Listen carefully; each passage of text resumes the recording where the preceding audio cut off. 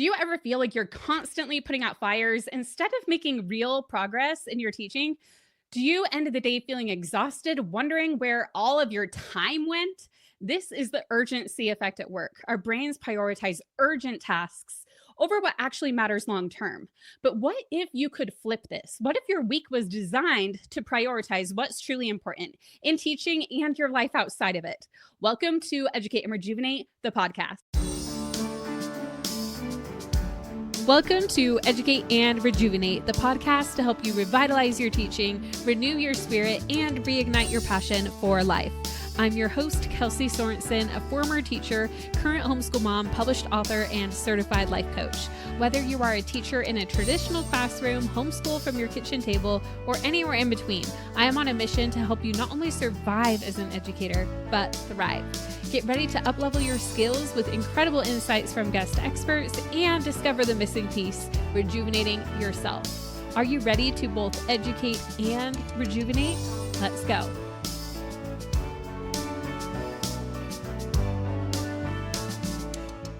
I am so thrilled to be here for regular listeners of the Educate and Rejuvenate podcast who are seeing a new episode pop into their feed on Apple or Spotify. I bet you're thrilled to see this because we've been on a short break, but I couldn't leave you hanging for too long. So I am thrilled to be here in your podcast feed again. And for those people who are here live in the studio with me, I am so thrilled that you're here. In fact, I am currently recording this episode live with Teacher Goals, where I'm streaming onto the Educate and Rejuvenate and Teacher Goals platforms. So for those who don't know me, because there are a lot of people here who probably don't because you are following Teacher Goals, you maybe haven't heard of me or Educate and Rejuvenate yet. I am a former third grade teacher, and then I subbed for K through 6. Now I homeschool my kids since 2019, so I still teach in a different way now. And I am a certified life coach, so I also teach in my current job, in my current professional realm. I am teaching teachers all the time. And what I do here at Educate and Rejuvenate is I am a certified life coach. And also my team and I do curriculum to help teachers not only educate, but also rejuvenate. We help with both pieces of that. We have tons of fun teaching ideas, but also what we really found as I was diving in, like COVID, everybody's burned out. It wasn't just more printables that we need, right? It is also, how do I not burn out? How do I set boundaries so I'm not working like 60-hour weeks, right? So that is why I certified as a life coach. And now I support teachers in really holistic. We're looking at teacher wellness as a whole. Yes, we are looking at resources, teaching ideas, but also how do we rejuvenate ourselves? And so I am a contributor here at Teacher Goals with these lives, some social media content, and I wrote this book, and I'm so thrilled that Teacher Goals trusted me to write this book and put it on their platform. I love their mission. And the reason I wrote this book is because, everybody here, we don't want to burn out, right? We love what we do. We went into teaching for a reason. And so I want to make sure that we can hit that rejuvenate piece as well. Chris says, my job has become dealing with the urgent all the time, it seems. And I feel you. And there is a time where you need to deal with urgent things, right? I mean, I've had several urgent things pop up this week unexpectedly. And so we'll talk about that, creating this ideal week. As I explain it, you might at first be like, wait, Kelsey, you might have little alarm bells going off in your head. Wait, this isn't going to be perfect or ideal all the time. That is not the point. And we'll talk about what the point in the ideal week is and how you work in the urgent stuff too. But really, we're just making sure that we don't miss out on what's important, that we don't burn ourselves out, that we don't never leave work, because let's be real, you could always keep doing something, right? Always, no matter what. So there's a time and a place where it's okay, right now I need to close the door. I need to maybe not bring my teacher bag home with me on the weekend, whatever it might be. Are you willing to speak for district professional development? Thank you, Teacher Goals. Yes, yeah, definitely reach out if you are looking for that. Hannah says, same, Chris. Okay, so I wanted to mention the reason why today we are focusing specifically on time and the ideal week is because I just did a survey and we had over 600 teachers take the survey. Which actually ended up blowing my mind because I thought this would be a quick 5-minute survey. We left it open-ended so people could just type what they want, but I thought I'd get a few word answers. Our people in our Educate and Rejuvenate community, we had them average 23 minutes on their responses. So we just got so much information about what is happening in the trenches right now with educators of all kinds. We had teachers, we had homeschool parents, we had administrators, we even had some yoga teachers. We had like all kinds of educators who took this survey. And the biggest issue that came up was having enough time. Like, I don't have time for this. I'm feeling overwhelmed because I don't have time. And so that is why we're like, okay, we need to hone in on this for a little bit. Like, see, how can we help our relationship with time? How can we, yeah, we still are going to have the same 24 hours and it's never going to be perfect, but how can we make it better? How can we have better boundaries? How can we be a little bit more intentional with our time? So that is what we are talking about today. And it really does start with that word intentional. So what I want to know was, and for those who are here live, I would love for you to answer this question in the chat. What does it mean to be intentional with your time? If you're here live, I want you to put your answer in the chat. And again, when you do that, you'll also be entered to win the signed copy of Educate and Rejuvenate. If you're here listening to this episode, you're going to definitely want the book, because what we're talking about today is literally only 2 pages of the book, 2 or 3. And so we're like diving a little deeper in those 2 to 3 pages, but like the whole framework, it's in here. You're going to want a copy. So again, your comment gets you entered to win. So what does it mean to you to be intentional with your time? And if you are watching or listening to this later, maybe you're watching on the Educate and Rejuvenate app, or maybe you're on Apple or Spotify, just think in your head to you, what does it mean to be intentional with your time? Vanessa says planning your time. Cynthia says planning with purpose. Jill says doing only the things that are meaningful and will move the needle for you and or your students. I am loving these responses so far. Kathleen says prioritizing what is truly in caps, important, and following through. Yes, these are such great answers. And really we're all kind of saying that same type of thing, right? Grace says prioritizing what is important, right? And yes, and that means we're looking at the important things and not just the urgent, right? The urgent are like those fires that come up like, oh, this has to be done right now. But like 2 weeks or a month or a year from now, that's not going to matter. I'm not moving the needle on the things that long term I need to happen for my career or for my students or for my own children, or for, again, we're not just teachers, right? We have all these other things in our life. So for our marriage, for our family, for volunteer work we do outside of school, whatever that might be for you, right? So LinkedIn user said it is to prioritize quality over time spent with classroom duties while taking time for self-care. I love this. Barbara says intentional with your time means you are using your time purposefully, doing meaningful tasks. Melissa says doing the things that to prioritize what is best for kids. Love it. We all are like, what is best for the kids, right? Not just our testing. Chris, I love that word intentional. Reminds me of Rhapsody Jordan Parisi. I may have spelled her name wrong, but she is so wise and offers such good counsel as well. I love that. And I love getting recommendations because I have not heard of her. Snowda says, prioritize what is needed and meaningful. Hannah says, being intentional with my time is deciding what is important to me and setting the boundaries needed in order to live a happy, healthy, balanced life. Jerry says, intentional with time to work to the best ability to teach with positive results. Kelly says, planning what I need to prioritize, purposeful. Yes. And I feel like we're all kind of on this same pattern, right? And it really goes along with what I pulled up, the dictionary definition. If you're to look up the word intentional, it says done on purpose or deliberate, right? So it means we are being deliberate with our actions, deliberate with our decisions, deliberate with what we are doing with our time, versus it just happening, versus it just being thrust upon us, as Glinda would say. I love Wicked. Anybody else? But again, we have things thrust upon us, right? But we could let that happen all day long. If we don't choose our priorities, they're just going to be given to us, right? So we need to choose what is important as well. And yes, we do have other things that come up.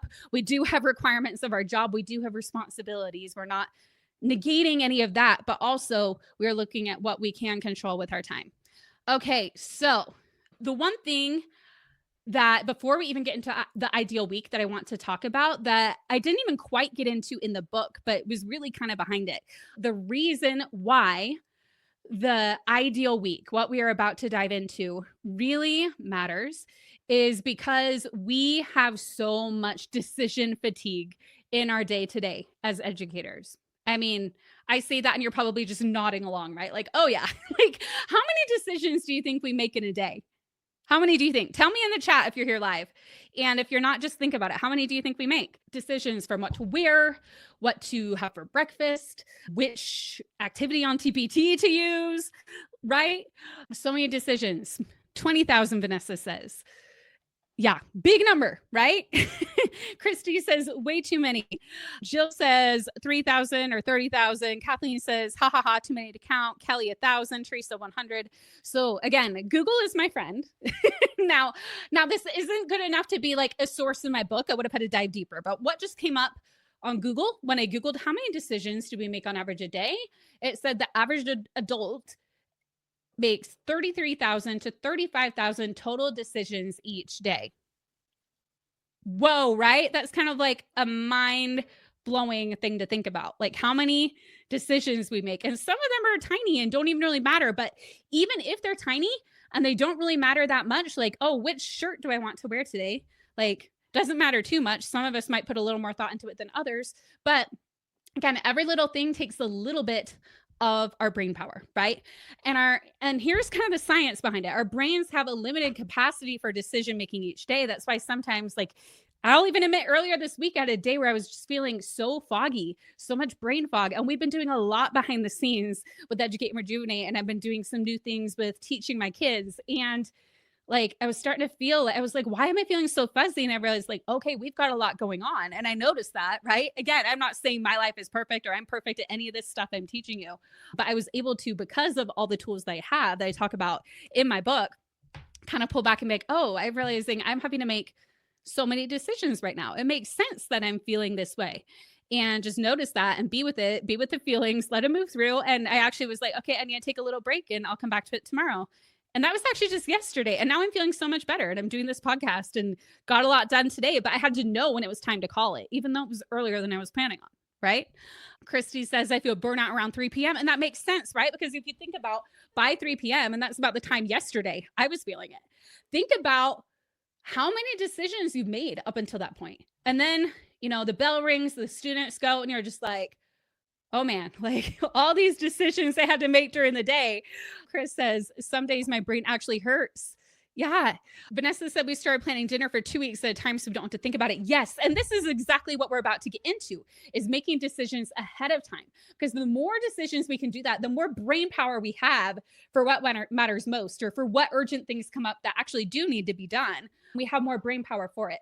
I mean, when you even think about it, think of Steve Jobs and how he was always wearing a black turtleneck, like all the time. And that's something he actually intentionally did. So he didn't have to think about what he was wearing every day. And I mean, he bought ridiculously expensive black turtlenecks, but he like made that decision. So now that's one less thing. And I bet he did that with a ton of things. And that is what we are going to do with our ideal week that we're going to create. So what it does, and we're going to go through the process here in a second, is it's going to reduce our daily and weekly decision making on our time. So you're not doing your weekly planning, again, because I talk about like planning out each week and being intentional with our time, doing some time blocking. If you feel like that's, you know, something you want to do each week, right? I find that very helpful personally. But then you're not starting from scratch. You have kind of a template, like this is what my ideal week looks like. And then again, when you're creating this, you're remembering the title of it, the ideal week. It doesn't mean every week looks just like that, because sometimes we have parent teacher conferences. Sometimes you might have additional IEP meetings. Sometimes you might have a dentist appointment or physical therapy, or you might have, like I had a few weeks ago, my daughter had a performance that had a dress rehearsal and like a million things. So that week was like, oh yeah, we had a lot of extra stuff. Right? But it's just kind of your template that you get to start with. Like on a regular week, this is what I would like it to look like. This is when I'll leave school on each day of the week. And maybe it's not the same time. Maybe you know that you can't leave right at contract time every day. Like that would stress you out. Like, so you're like, okay, on Tuesdays and Thursdays, I'm going to stay longer. And then on the other days, I'm going to go home right on time or whatever. Again, it's going to be personal to you. And that is the beautiful thing about it. So I want to show you now that we've kind of talked about it, I'm actually going to pull up my section quick of the book. So here is, I've got it pulled up on Kindle. I wanted you to see this visual example that I have right here before we get into the document.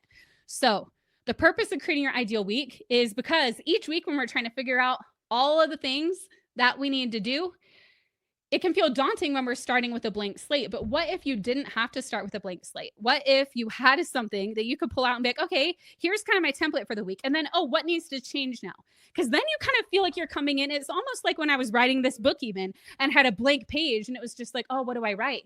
And I found it a lot more fun that once I got a chapter down, even if it was super messy, to go in and be like, how do I fix this? Right? How do I make it even better? Or, oh, this isn't actually working. What do I need to do? It's kind of like you're going in and editing that ideal week, that schedule for your week each week. And again, it's going to look like whatever is going to work out for you. So here are the things that you might want to add to your ideal week. Maybe your contract hours, or if you're a homeschool parent, your current homeschool schedule. You can decide if you want your schedule in more detail or just put like, these are my contract hours. Likely you're already doing your teaching planning somewhere else. You probably don't need that in your ideal week. You could just put, these are the hours I'm teaching, because again, this is a broad overview. It's not about having every minute mapped out. It is just about kind of having a formula for your week. But things that you have every week, such as like weekly meetings, PLCs. If you're a homeschooler, you might have co-ops. If you have committees, after school activities, any extras in your teaching schedule that happen on a weekly basis, weekly classes, lessons, or activities for yourself. So like if you always go to Zumba or yoga or the gym, whatever it is, make sure you get that in there, like your regular schedule. Volunteer work, side hustle time. So many of us teachers have a side hustle, right? This is a great way to work it in and be like, oh yeah, I actually do want to build that TPT store, or I do want to write my book, or I do want to do that, whatever. You add that in there too. If you have volunteer work you do, or if you go to church or any of that, that can also go into your ideal week. So you'll see here that we have this template where, and maybe certain days I go in early these days, right? And then I'm going to teach these hours. And this one, it does have you leaving the same time every day. It's just an example, but you get to pick, right? You get to decide. And I have a template for you, a free template that we're going to put in the chat. I mean, it doesn't even require email. It's completely free. We're just going to drop the link in the chat for you. What if you have appointments weekly, but at different days, times? That is where you wouldn't put it on your ideal week. That is where you do that adjusting each week. Like I have things like that too. So that is where this is just the template for what it is. Or it might be like on mine, which I'll show. I usually coach in the club on Thursdays, but sometimes it's Wednesdays. And like today I did a podcast, but I don't do that every week. But I just put like on Wednesday and Thursday, I put open for potentially this, like open for potential podcaster coaching. So you could do something like that. Or again, it could just be like, it's not going to be things like dentist appointments or things that don't happen every week. Those will be when you start with this as a template, and then you go in and edit it week to week as you're doing your weekly planning. So it's not the end all be all, like you have to follow this all the time. And it's also the type of thing that might change as your seasons change, right? But the reason why this is so helpful is because it can help you to have something to start with each week. I also like to have a little section like Wednesdays from 2 to 4 that is open for appointments. Yes, exactly. That is like, you could be like, this is one, like if I try to schedule, like for me, it's Friday mornings.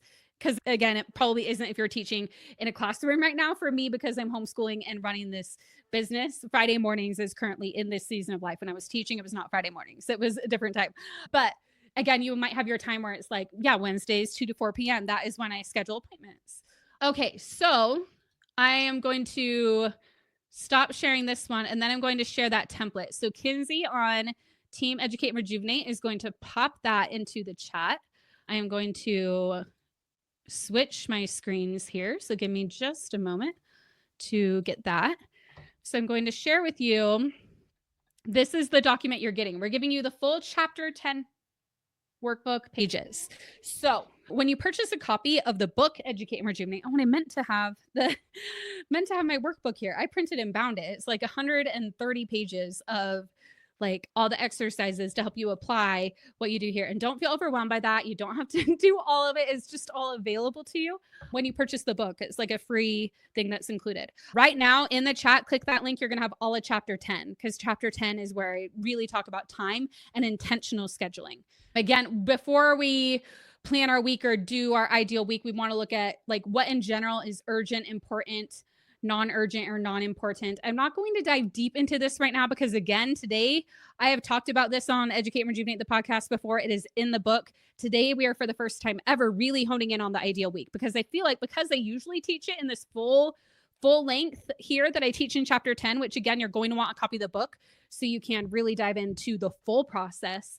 But today I really wanted to hone in on the ideal week because I feel like kind of tends to get glossed over a little bit sometimes, when really for me it has been such a powerful tool. And it can change as seasons in your life change, right? You can like maybe even quarterly like look at it, and obviously for summer you're going to probably need a different schedule too, right?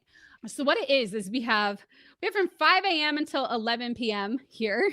You're hopefully going to have sleep on some of these hours, but we just, depending on if you're an early bird or a night owl, we want to have you fully covered. So what you're going to do is you're literally going to think of everything you do on a week to week basis, write it out, write it down, and then figure out where in your calendar it goes. And I like to really, again, because rejuvenate is such an important piece of what we tend not to do as teachers. What is it you're going to do to rejuvenate? Do you go to the gym? Do you listen to podcasts you love?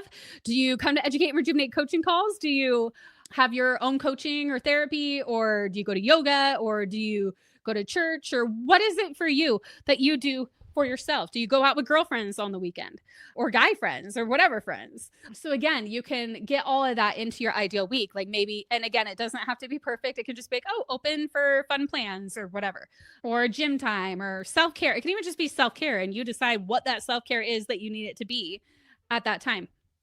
So I really do like to say put in self-care first. And then Wendy says counseling. Yes, that's always great. Paul says awesome. LinkedIn says phenomenal. Oh, you guys are all so kind. So what you can do from here is just kind of fill it in.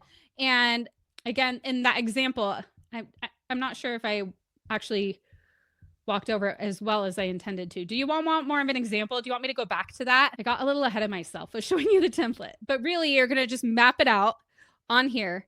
And I have my example here I could actually show super quick. So again, you have it. There's 2 pages here. There's Monday, Tuesday, Wednesday, Thursday, Friday, Saturday, Sunday. You kind of lay it out so as like spread out, right? So you see the times going on each. Vanessa says no. How do I link the template? So the template is linked in the comments. So whatever platform you're on, it should just be in the chat. But if you have trouble finding it, you can always email us, especially if you're watching this later and there are like a zillion comments. You can email us at hello@educateandrejuvenate.com. and we can send you this template. It's completely free, so you'll fill that out. It's so simple. Like, I mean, it really is that simple, but it is so helpful. I'll show you mine here really quick. Okay, so you have this, and then you can like reflect on your week and all of that. So again, what you do is at the beginning of each week, and I talk about this in the Educate and Rejuvenate book, this ideal week is so you have the template. So then whenever it is on Friday or Saturday or Sunday or Monday morning, whenever it is, you kind of map out your week and plan it. You have this to start with. So then it's less decision fatigue, right? There are certain decisions you've already made, or when you need to change things, such as like when Hannah said, well, what if I have appointments that change week to week? That's totally fine. That's when then you just kind of, you have a starting point, which then reduces the amount of decisions. And again, it just helps so you're not staring at a completely blank slate each week. Like if you work with a planner or a Google Calendar and you look at it and it's just blank and you're like, oh, like you feel that dread, I have to figure all of this out. Instead, you can have this, you can have it on paper, print it out like I do here. And you're like, oh, I have this to refer to. Or you might even start to kind of know it. Like you kind of know your ideal week once you've done it. Like I do right now. I already know when I'm working out. I know when I'm working. I know when I'm coaching. I know when I'm doing all these different things in general. Now there are changes, right? Like this podcast isn't something I do every week. I do want to start doing it more often. Wendy says I need something like that. Yeah. So let me show you my example quick. I don't know why it keeps defaulting to that square. Is it backwards? No. So you'll see here, see how I just kind of marked it up and like have these. And it's not like you have to have every minute plan. Like, see, like I have quite a bit open here. And then here I just have open for potential club coaching. And again, mine looks different because I'm homeschooling and working on this company right now versus teaching. But if I were teaching, I would have had like what time I was going in, the hours I was going to work. I wouldn't do my, like, I taught 3rd grade, right? So I wouldn't put like my breaking down like, oh, I'm doing language arts here and math here. I wouldn't worry about that on the ideal week template. Literally, I would just put, these are the hours I'm teaching. This is when I get in. This is when I leave. Like this is your overarching schedule for the week. And then again, you have the second page for the rest of the week, right? And I just kind of do blocks. I like, again, mine's messy, right? It's not like perfect, but it's not meant to be. So you have that template. It is free for you to use so you can put together your own ideal week. Then once you've created it and you do that weekly planning, you're just asking, what else is happening this week? Oh, I have a doctor's appointment. So I need to move this, or I need to get out of school a little bit early for that. Or, oh, I have this IEP meeting. So I'm not going to leave at contract time. I'm going to be leaving at this time. Like you just make those adjustments and you have it open for that. But what it helps with is you kind of make that decision ahead of time. So you're like, if you don't have that additional IEP meeting or you don't have that doctor's appointment, you've made that decision of I am leaving at this time. And so you get to just, kind of stick to that as best as you can. You've already made that decision. It's not like, oh, when am I going to leave? You just know. You know that I planned on leaving at this time, and you'll create your first one, and then you'll notice what works and what doesn't. And that's when you can change it.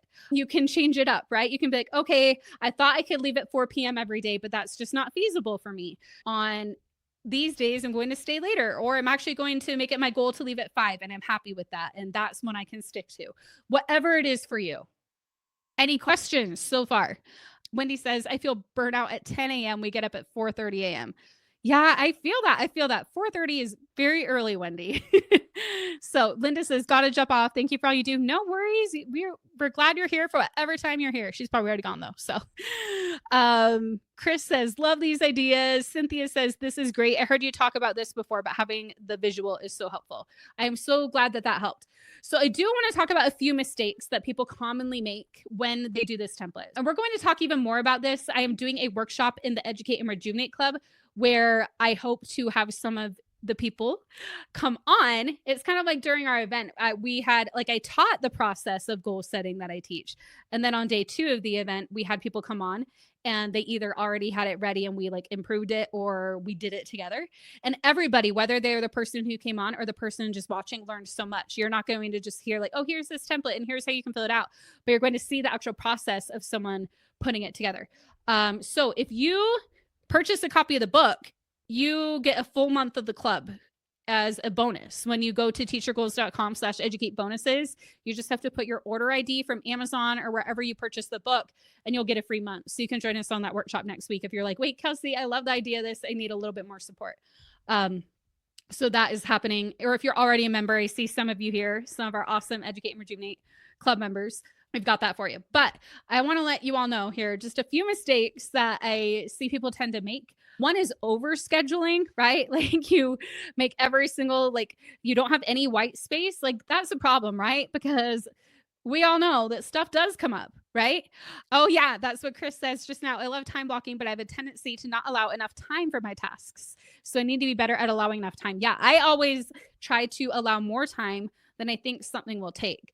And then I make sure to have some white space in there too. And that means one thing naturally with that I've been getting better at is putting fewer things on my to-do list, which sounded impossible to me for so long. But there are a lot of things that we think we have to do that when we really dig in deep about it, does my bulletin board need to be perfect? Oh, no, it doesn't. I could spend a lot less time on that.